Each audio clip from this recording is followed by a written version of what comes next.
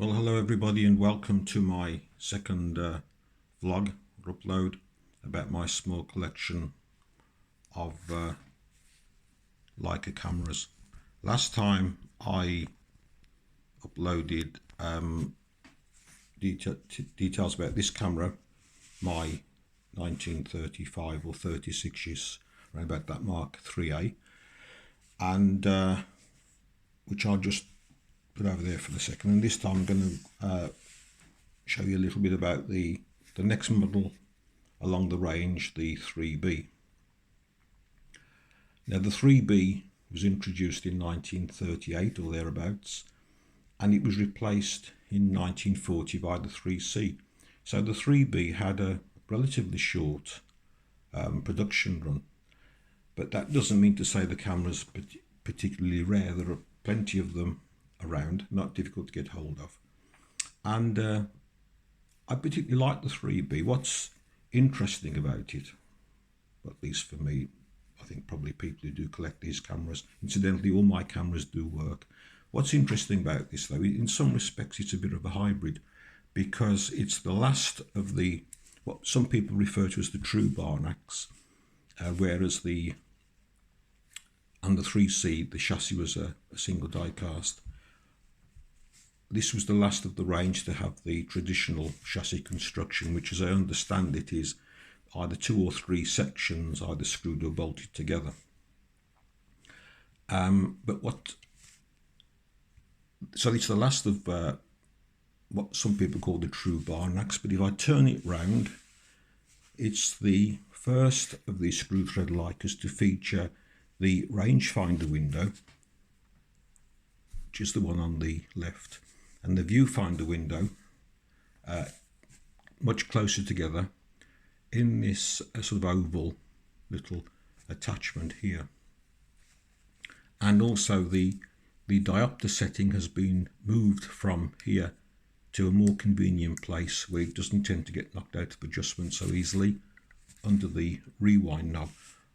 I'll just move that one out of the way and I'll bring in the IIIa into the picture, and you can see what I mean. This diopter setting here, which is set by moving it up and down, and if I can get my nail underneath, I will show you what I mean. There you go. Now of course when you put it back in the case or whatever, it's easy to knock that back down there, and so you lose your adjustment, whereas having the adjuster underneath, as on the IIIb, there's less chance of that getting knocked. There's other little subtle differences as well. This morning I wanted to compare the two so I could actually see if there's any significant differences, and the only two I can really see, other than the fact that the viewfinder and rangefinders that I've already pointed out, the only other thing is that the accessory shoe on the IIIa is located with 3 screws, and on the IIIb it's got 4. And the only other difference that I can see is if we turn the camera around, this detail here around the viewfinder on the IIIb, it's this shape, and turn the IIIa round, it's got this corner missing, or it's at least a slightly different shape. I mean, that's just a subtle difference, but that's the sort of thing that makes, well, for me anyway, it makes these cameras quite interesting. Also a comparison between the nickel Elmar on this one and the normal chrome finish Elmar on the IIIb. I've just moved the IIIa back out of the way. When I bought this camera, I actually got it for quite a good price off eBay, and the chap who, I did contact the chap who was selling it, the vendor, and he said that it was his father's and it had been in a drawer for about 40 years. I don't think the camera's had a huge amount of use, There is some marking on it, as you'd expect, but actually looks very bright and cared for. And often with the case though, when cameras like this have been left in drawers for a long period of time, when I started to use it, put some film through it, I realised that the shutter mechanism didn't sound right. It had a sort of a screech to it. And so when I developed the film, I wasn't too surprised when I looked at the negs and realised that the exposure across the film plane was uneven. And this is almost certainly down to curtain lag. So I sent the camera off to Red Dot in London, who unfortunately no longer provide the service, but it came back from them quite quickly and fully working. And the camera gets used from time to time, and I do like this one particularly because it's a pre-war camera, but it's got the convenience of some of the post-war features. So it's a camera well worth considering. The lens on this one, like the IIIa, is the Elmar 5cm f3.5, a very common lens, well-known lens, and I mean common in the nicest way. They made a lot of them, and it's a very competent lens. This one, like the nickel one, has got the f numbers run from 18, 12.5, 9, 6.3, 4.5 and 3.5.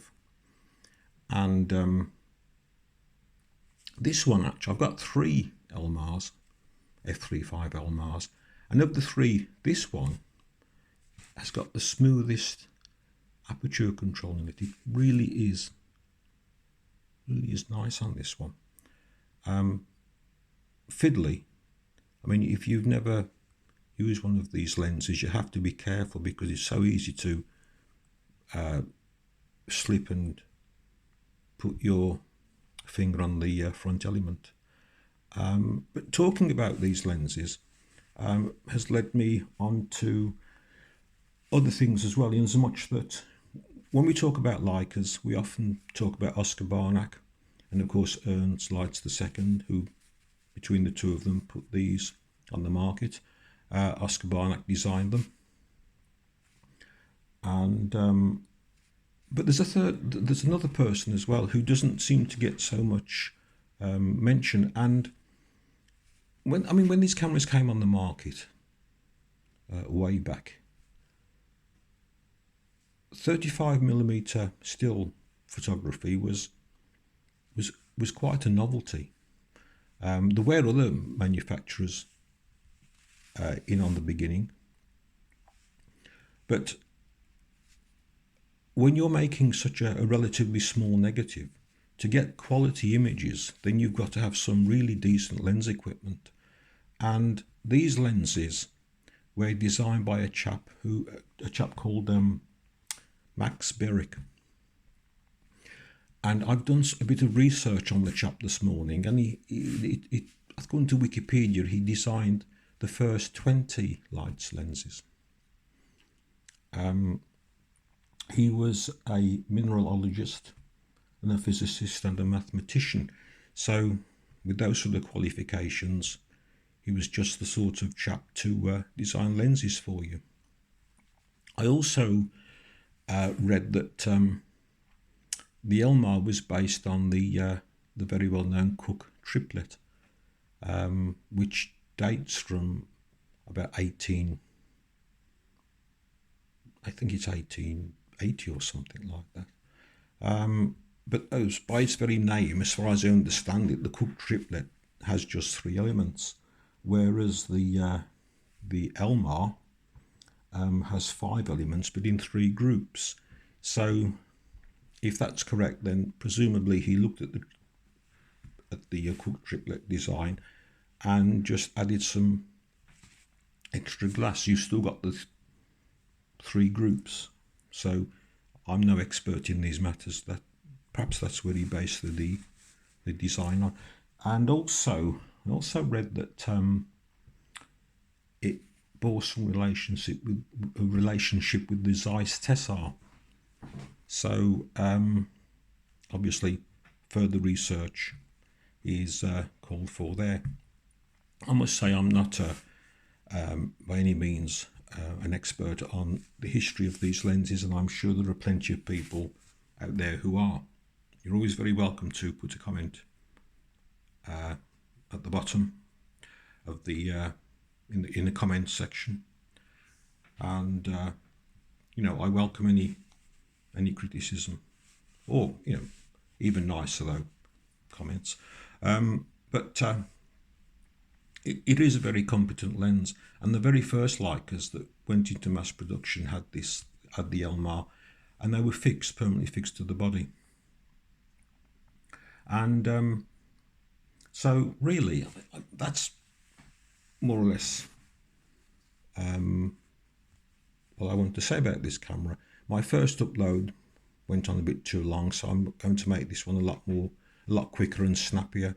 I'll take the base off it. It's actually exactly the same, as far as I can see, to the IIIa just here. The base plate has the same important warning about cutting the leader, and this is to basically stop the film from jamming, which can, under certain circumstances, or could cause problems, because if film gets jammed into that mechanism here, then it's virtually impossible to get it out. So well worth doing that. You don't need the proper lights cutter, which you can actually you can buy. I cut mine with just with a pair of scissors. So anyway, thank you for watching. Hope you found this interesting. The next one I do, which will probably be a week or so, well, at least a week away, maybe more, we'll compare the 3B with the 3C. So thank you for allowing me to show you my two earliest Leicas in my small collection. And if you've got any comments to make, then please do. And again, thanks for watching.